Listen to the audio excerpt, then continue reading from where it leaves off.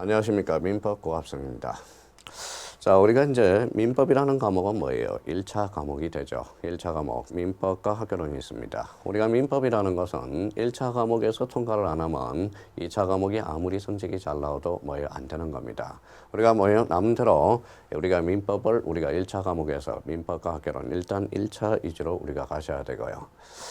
자, 민법입니다. 민법이라는 것은 이 1년 안에 상당히 잡기가 힘들어요. 사실 따지고 보면. 그러면 우리가 민법이라는 이 과목을 잡기 위해서는 어떻게 우리가 공부를 해줘야 된다는 걸 한번 인식을 한번 해봅시다. 민법이 우리가 토탈 40문제가 나오죠. 40문제가 나오는 거. 그거는 뭐 누구나 아실 거고. 요 민법을 우리가 잡기 위해서는 뭡니까? 우리가 이제 일단 뭐예요? 우리 첫 코스에서는 우리가 이제 뭘 잡아줘야 돼요? 일단 목차라는 것을 우리가 편제를 하고 있어야 됩니다. 목차라는 거. 우리가 법이라는 것은 있죠. 법이라는 것은 이 법이라는 것은 우리가 따지고 보면 삼수변에 갈 거예요. 물이 흐르는 게 곧 법이 돼요. 그래서 민법을 제일 쉽게 접근할 수 있는 방법은 일단 목차라는 요 개념들을 우리가 잡아둘 필요가 있다라는 겁니다. 목차를 우리가 잡음으로써 흐름 법학이 되죠. 이 흐름 법학이라는 것은 결론적으로 우리가 법학의 어떤 체계를 잡아줄 수 있다라는 거예요. 그렇다면 민법이라는 요 학문은 크게 우리가 제4편으로 구성되어 있다라는 걸 좀 이따 우리가 볼 거고요. 그래서 제1편 민법 총칙이라는 게 있고요. 제2편이 뭐가 있느냐? 물권법. 그 다음에 뭐예요? 제3편 제약법으로 구성되어 있고 제4편 민사특별법으로 구성되어 있고 일단 큼직큼직한 것을 우리가 확인해 둘 필요가 있다라는 겁니다. 자, 그러면 법이라는 것은 우리가 뭐예요? 법이라는 것은 물이 흐르는 거다. 그러면 민법을 빨리 잡기 위해서는 일단 목차를 우리가 정확하게 우리가 석체해주고 이 법이라는 것은 또 하나 우리가 잡을 게 있어요. 법이라는 것은 우리가 단순하게 이제 우리 뭡니까? 수학은 암기 과목이 이해 과목이에요. 남들은 이해 과목이라고 그러는데 우리가 사실 따지고 보면 수학은 이해보다도 우리가 암기가 필수 요소가 돼야 된다라는 거예요. 그러면 우리가 공식이라는 게 있습니다. 공식이라는 게. 그 공식이 바로 우리 민법에서 대표적인 용어입니다. 용어라는 것은 우리가 개념을 잡아 들어가야 됩니다. 자, 개념. 자, 우리가 이제 개념을 우리가 잡아 들어가실 때 대표적으로 권리라는 개념부터 우리가 치고 들어가야 돼요. 권리를 잡아내야 민법의 의미를 잡아낼 수가 있다라는 거예요. 권리란 대표적으로 법이 주는 힘 또는 이익이다라는 이런 원리를 반드시 기억해둬야 됩니다. 그러면 여기 힘이 뭡니까? 힘이라는 것은 파워. 그래서 우리 민법에서는 물권법이 빠져들어야 돼. 그래서 물권법은 상대권이 아니라 우선권이다, 절대권이라는 걸 확인할 수가 있고요. 이 이익이라는 것은 대표적으로 채권, 상대권이 이야기되는 겁니다. 채권은 그래서 절대권이 아니라 상대권이라는 거예요. 자, 그렇다면 이제 권리가 있다. 권리라는 개념에서 의무가 탄생하게 되는 겁니다. 권리가 있으면 의무가 있죠. 그러면 민법이라는 것은 뭐냐? 요 민자가 백성이 있겠어요? 백성이 없죠. 요 민법이라는 것은 일반인이 되는 거죠. 그래서 사인의 권리 의무 내용을 결정짓는 법이 바로 민법이라는 거예요. 그럼 내용이라는 것은 나중에 이제 절차법과 실체법이라는 의미로 떨어진다라는 거예요. 그러면 민법이라는 의미를 찾기 위해서 우리가 이제 권리 의무 관계, 이 권리 의무 관계가 바로 대표적인 법률 관계라는 게 이제 탄생하게 되는 겁니다. 그래서 이런 의미에서 우리가 잡고 들어가야 돼요. 그러면 우리가 민법을 하기 위해서는 권리라는 개념을 정확하게 한번 숙지해 주시고 그 다음에 대표적으로 이제 뭐예요? 자, 권은이라는 걸 우리가 생각해 둘 필요가 있어요. 권은이라는 개념. 자, 권은이라는 것은 뭐냐? 권은이라는 것은 어떠한 행위를 정당하게 하는 원천이다. 정당하게 하는 원천을 우리가 개념을 잡아줘야 되고요. 자, 권능이라는 게 있어요. 권능이라는 것은 이 권리를 이루는 개개의 사실이라는 거예요. 권리를 이루는 개개의 사실이 바로 뭐예요? 대표적으로 권능이라고 합니다. 자, 권한이라는 것은 뭐냐? 법이 주는 지 또는 자격. 자, 그렇다면 이제 앞으로 민법을 공부하실 때 그냥 대충 잡으면 안 돼요. 권리라는 개념이라는 것을 정확하게 우리가 숙지해 둬야 되고, 권리란 법이 주는 힘 또는 이익이고, 권한이란 어떠한 행위를 정당하게 하는 원천, 권능이란 권리를 이루는 개개의 사실이라는 걸 잡아야 돼. 권한이라는 것은 법이 주는 지위 또는 자격. 그래서 요 네 가지 개념부터 우리가 민법이 서서히 이제 튀어나오기 시작해요. 그러면 대표적으로 이제 보시죠. 자, 대리권이 있습니다. 대리권, 우리 이제 민법에서 대리권을 배우게 돼요. 그러면 대리권을 권한 외우지 말고 대리권은 권한이라는 겁니다. 권한으로서, 권한의 의미로서, 그러면 대리권의 법적 성질은 뭐냐? 바로 지위 또는 자격설이라는 게 탄생하게 되는 겁니다. 이런 의미를 우리가 잡아둘 필요가 있고요. 자, 그렇다면 이제 권한의 개념, 우리 최신, 우리에서 우리가 잡을 거는 우리가 이제 뭡니까? 권한의 개념을 우리가 잡았어요. 그러면 권능이라는 것은 뭐냐? 어떠한 행위를 정당하게 하는 원천. 요거 개념 잡아야 돼요. 그래서 민법을 잘 하려면 일단 영어부터 정리가 잘 돼야 된다는 게. 그 전초전이 뭐냐? 권리와 권한과 권능과 그 다음에 권한의 개념부터 출발을 해줘야 돼요. 그러면 여기 한번 보죠. 이제 권리라는 개념 대충 하면 안 돼요. 대충 하면 우리 수강생들은 뭐다 대충입니다. 권리가 권리지. 뭐 권리가 별거 있느냐. 그러면 거기서부터 모든 학문, 즉 민법이 뭐다 흐트러지기 시작한다라는 거예요. 권리라는 것은 법이 주는 힘 또는 이익이다. 그렇다면 대표적으로 소유권을 우리가 들어봤을 거예요. 소유권이라는 것은 뭐냐? 바로 권리라는 거예요. 권리. 권리라는 것은 대표적으로 물건이 된다라는 거야. 그러면 소유권의 개념이 뭐냐? 민법 211조에 뭐라고 써놨냐면 소유권은 사용수익 처분하는 것을 말한다라는 게 나와 있어요. 그렇다면 요 권리라는 개념부터 잡아서 소유권이라는 개념을 잡고 들어가서 이런 의미를 잡고 이제 민법을 서서히 공부하는 방식이 있어요. 그러면 민법에서 잘하는 것은 잘하려면 뭐예요? 이 용어를 정확하게 숙지해 달라는 겁니다. 자, 여기 한번 보죠. 자, 전세권이에요. 전세권입니다. 전세권은 권리예요. 권리 중에서 물건이죠. 그러면 전세권이라는 것은 대표적으로 무슨 권능을 가지고 있느냐? 사용수익하는 거. 그럼 전세권이란 전세권자가 사용수익하면서 배타적으로 사용수익하는 게 무슨 권이다? 전세권이라는 거야. 그럼 전세권은 각각을 뭐라고 그러냐? 각각을 권능이라고 그러는 거예요. 그러면 전세권은 사용 권능과 수익 권능을 가지고 있다는 거예요. 대표적으로 그래서 전세권은 무슨 물건이라고 그런다? 용익 물건이라는 말을 써주게 돼요. 그렇다면 우리가 민법을 잘 잡기 위해서는 일단 영어를 충실하게 하셔야 된다는 거예요. 영어를 충실하게 하고 두 번째는 뭐라는 거예요? 목차를 정확하게 우리가 숙지해달라는 거. 그렇다면 우리가 거기에 보죠. 자, 우리가 이제 민법 총칙 앞으로 지겹게 우리가 들을 겁니다. 민법 총칙이라는 걸. 민법 총칙에서 뭐가 나오느냐? 일단 제1편은 민법 총칙으로서 법률 관계와 권리 변동이라는 게 우리가 나와요. 자, 우리가 한번 우습게 이야기 한번 해봅시다. 자, 우리가 이제 한번 이런 걸 한번 생각해 보죠. 자, 리갈 마인드를 형성해야 돼요. 자, 그러면 여기에서 술 한잔 합시다. 술 한잔 합시다. 라고 나와 있어요. 술 한잔 합시다. 술 한잔 하자. 그 다음에 이제 뭐예요? 밥 줘. 그래서 이제 한번 따져봅시다.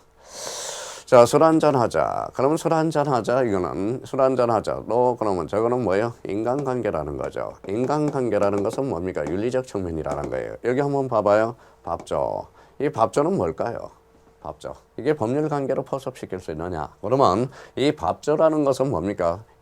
결론적으로 밥 줘. 그러면 자, 남편과 부인은 뭐니까 부양할 의무가 있어. 그러면 남편이 부인한테 밥 줘. 그러면 밥 안 줘. 그러면 이혼 사유라는 거예요. 그러면 이 밥 줘라는 게 무슨 관계냐? 바로 법률 관계라는 거예요. 부인과 남편은 뭐다? 상호 부양할 의무가 발생하기 때문에 그래. 그러면 앞으로 민법을 공부하실 때 뭐 해야 돼요? 리갈 마인드가 형성이 돼야 들어가야 된다라는 거예요. 이게 법적 마인드라는 거예요. 여기에서 뭐예요? 그러면 술 한잔 하자. 그러면 인간관계가 나쁜 거다. 밥 줘라. 이거는 우리 법률 관계로 포섭시킬 수 있다라는 거예요.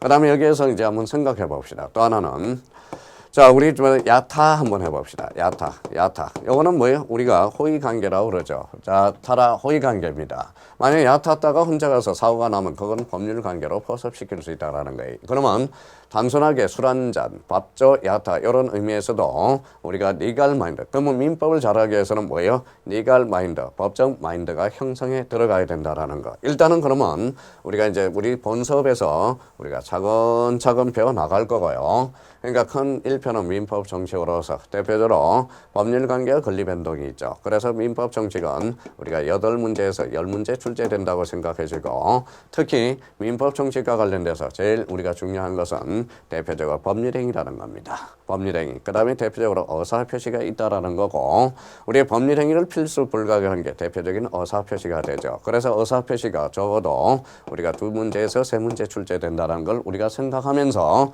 우리 특히 법률행위 의사표시에다 초점을 우리가 맞춰두셔야 된다는 거. 법률행위의 대리, 법률행위의 무효 취소, 법률행위의 조건과 기한 이렇게 흘러가는 우리가 체계를 잡아둘 필요가 있어요. 그래서 민법 정칙은 크게 이제 6개 장으로 구성되어 있다라는 거 이렇게 행사하면서 앞으로 이제 민법 정칙을 저와 함께 우리 질리도록 아마 들릴 겁니다. 그래서 민법 정칙은 6문제에서 8문제가 10문제가 우리가 출제되고 있어요. 자, 그렇다면 이제 제2편이죠. 제2편은 물권법. 바운더리가 넓어요. 남대가 넓어요. 물권이라는 것은 여러 가지로서 절대성을 가지고 있다라는 거고 앞으로 물권이라는 것은 10문제에서 14문제가 출제되고 있으니까 물권법에 대해서는 상당히 쉽지는 않을 겁니다. 그렇지만 우리가 민법을 우리가 잘해야 된다라는 거예요. 그러면 우리가 이제 제2편은 물권법으로서 물권법 총책, 그다음 물권 변동. 자, 점유권, 소유권, 영유물권과 담보물권에 대해서 우리가 자세히 들어갈 거고요. 소유권이라는 것은 대표적으로 뭐라고 그랬어요? 바로 사용수익하는 거야. 사용수익하는 거. 사용수익 처분한다. 요 사용수익 처분한 것을 요 사용수익만 가지고 있는 게 대표적으로 용익이라는 것에 탄생하게 돼요. 그래서 용익물권은 사용수익하는 것을 무슨 물건이다? 용익물건이고 대표적으로 지상권, 지역권, 전세권이 요 세 가지가 대표적인 용익물건이 된다라는 거. 그래서 용익물건은 대표적으로 사용수익. 요 각각을 뭐라고 그러느냐? 아까 시작할 때 이야기했죠? 이걸 권능이라고 그래. 그러면 소유권은 사용 권능과 수익 권능과 처분 권능을 가지고 있는 게 소유권이고 용익물권은 대표적으로 용익, 사용 수익이 있는 게 용익물권이에요. 이 처분 가치를 따져주는 게 곧 담보라는 겁니다. 이게 바로 담보물권. 대표적으로 담보물권에는 유치권이 있고요. 그 다음에 질권이 있고 저당권이 있다라는 거예요. 그럼 여기에서 대표적으로 이제 질권에 대해서는 시험 범위가 아니고 대표적으로 유치권, 저당권, 건저당에 대해서 우리가 배우도록 우리가 하는 거죠. 그래서 물권법 우리가 10문제에서 14문제 출제되는 범위니까 거진 범위는 우리가 다 정해져 있으니까 충분히 문제를 우리가 접근해 들어갈 수 있다라는 거. 자, 그렇다면 이제 또 우리 한번 보죠. 제3편 일단 체계를 우리가 잡아야죠. 무슨 법이 있어요? 계약법. 계약법은 10문제입니다. 그래서 계약총론과 계약법 강론이 있는데 이 계약총론과 계약법 강론은 범위는 좀 좁아요. 그렇지만 우리가 나올 수 있는 테마는 14개가 정해져 있어요. 그 14 중에 10개가 나온다는 것은 계약법 파트는 거진 출제가 된다고 보면 됩니다. 계약법은 범위가 작은 대신에 우리가 적극적으로 자세히 공부를 해야 돼요. 계약법은 덜렁덜렁 되는 사람은 점수가 안 나오게 돼 있다는 거 다시 한번 각인을 해 두시고요. 자, 그러면 이제 우리 봅시다 또. 자, 제4편은 이제 민사특별법이에요. 앞으로 민사특별법 그러면 5개 법률이 있다라고 이야기를 할 거예요. 그래서 우리끼리 약속하지만 주택임대차보호법, 그래서 주임법이라고, 그래서 주택임차보호법, 그래서 주임법. 앞으로 이렇게 우리가 강의를 하게 될 거고요. 자, 상임법 그러면 상가임대차보호법을 이야기하는 거고, 자, 가담법 그러면 가등기 담보에 관한 법률. 그 다음에 집합건물 소유 및 관리 법률에서 집소법이라는 게 됩니다.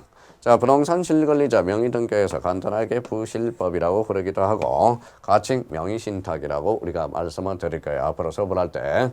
그러면 주택임대차보호법 기본적으로 하나 출제된다고 생각하고, 자, 상가임대차보호법 하나, 상등기담보 하나 출제된다고 생각하고, 집합건물 소유 및 관리에 관한 법률, 집소법은 뭐예요? 적어도 요거는 많이 바운더리가 넓어요. 그래서 요거는 하나에서 2문제, 명의신탁도 하나에서 2문제. 작년에는 우리가 2문제가 출제가 됐습니다. 그래서 민사특별법은 뭐예요? 6개로 우리가 나오고 있다라는 거. 그러면 우리가 크게 공부하실 때 그러면 이미 됐습니다. 자, 그렇다면 이제 크게 한번 보죠. 자, 우리가 이제 제1편입니다. 일단 시점부를 시작할 때 제1편. 자, 제1편 뭐가 있습니까? 바로 민법 총칙이라는 게 있고, 민법 총칙. 그 다음에 제2편 뭐가 있었습니까? 바로 대표적으로 물권법이 있었고요. 자, 제2편, 제3편이죠. 그래서 계약법이 있었습니다. 계약법이 있었고, 제4편, 그 다음에 뭐예요? 민사특별법이 있었어요. 그래서 민특법이죠. 자, 민사특별법은 일단 뭐예요? 5개 법률 아까 말씀드렸던 거고 앞으로 공부하실 때 우리가 이제 뭡니까? 여기에서 민법 정책은 한번 쭉 하고 우리가 여기에서 제일 우리가 새카mal 때는 민사특별법이 제일 우리 책 표지로 본다면 야, 처음에 강의 듣는 사람들은 어때요? 여기에 민법 정식이 새카매요. 그러면 떨어집니다.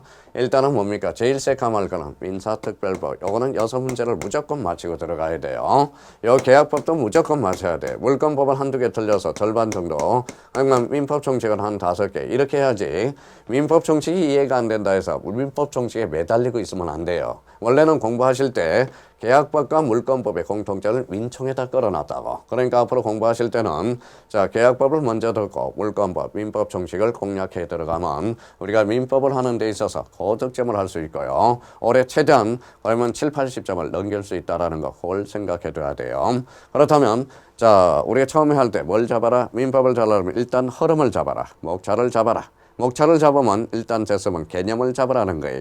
개념이 바로 우리 공식에 해당되는 겁니다. 그게 민법에서 의로 표현돼요. 그 의라는 것은 그 의가 표현되고 그게 이제 뭉쳐서 법률 요건, 법률 효과라는 게 우리가 형성되고 있다는 걸 그걸 생각해 두셔야 돼요. 일단 민법은 부지런해야 돼. 1년이라는 기간은 너무 짧습니다. 많이 익숙해야 돼. 1년이라는 기간에서 민법을 완전히 알고 푸는 사람은 없어요. 주로 열심히 해서 익숙해서 풀 수 있으니까. 그러니까 민법이라는 과목을 계속적으로 여러 번 반복해야 돼. 한 번 들어서 다 한다면 우리 고시 준비를 해야 됩니다. 그래 적어도 인생이 보통이니 우리가 뭐다 머릿속에 남게 위해서는 몇 번을 반복이 돼야 되느냐 25번이 반복이 돼야 된다는 거 그걸 인지하면서 우리가 앞으로 저와 함께 민법을 저와 함께 끝까지 책임지겠습니다. 그래서 끝까지 한번 최선을 다해서 저와 함께 민법을 고득점할 수 있도록 최선을 다해 보도록 하겠습니다. 감사합니다.